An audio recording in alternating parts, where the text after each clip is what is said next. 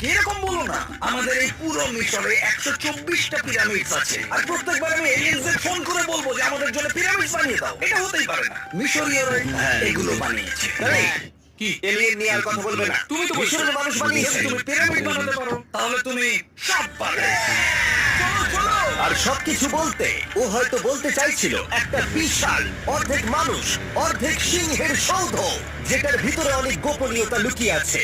আমরা এখন স্ফিংক্সের সামনে ডক্টর জাহির সাথে, যিনি এখানে সবকিছু ডিসকভার করেছেন। আমি অনলাইনে পড়েছিলাম স্ফিংক্সের নিচে একটা মন্দির আছে পুরো সোনা দিয়ে ভর্তি, আর আমরা সেটা খুঁজে বার করবো। কে সঠিক বলো, ডক্টর জাহির নাকি ইন্টারনেটের আজেবাজে থিওরি? ঠিক আছে জিমি, হ্যাঁ বলুন। একটু ধরো।